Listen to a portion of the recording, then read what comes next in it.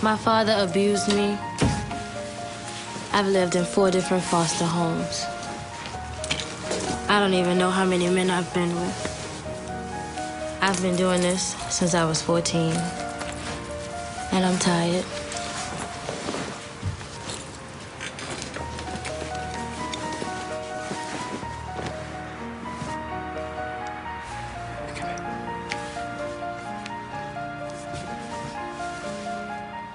I don't like this.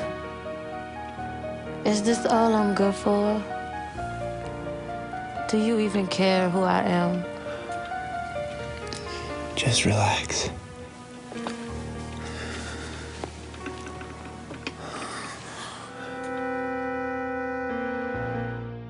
America was built on the toils of slave and child labor.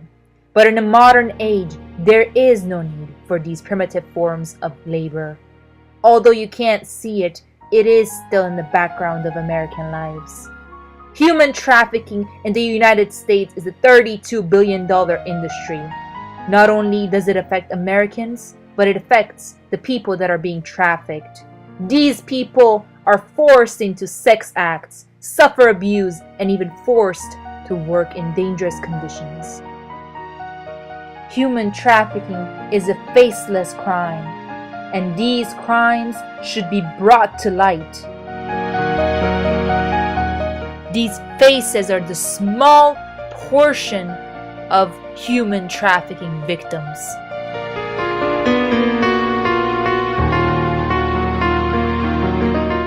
Trafficking does not necessarily mean smuggling between borders. It can also be children or adults who are born in the US but have been abducted. There are indicators that a person is being trafficked.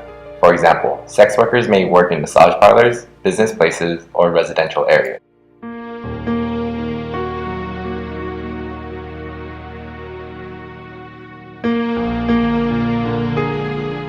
Child sex traffickers target California's foster children. Thousands of American children are being coerced into performing sex to get hired. The exploitation can start at early as age of 10. Many are isolated from their families, have been drugged, even starved to death. It has been determined by the FBI that California is the 13th highest child prostitution state. Victims are often lured with false promises of well-paying jobs or are manipulated by people they trust.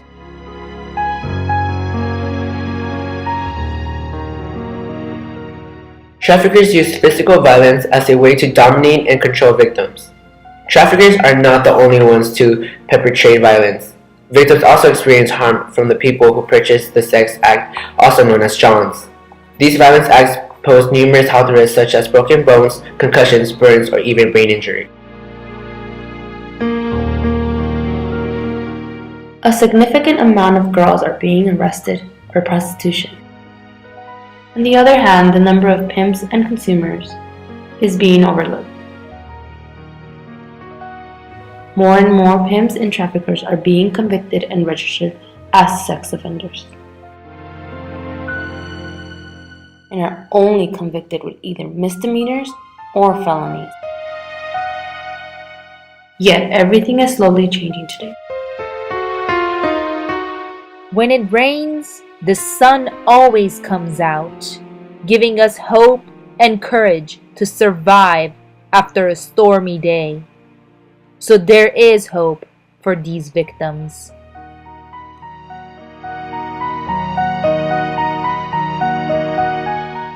Numerous human trafficking organizations reach out to the victims of sex trafficking through public awareness, research, and as well as direct intervention. Here are some of the following hotlines.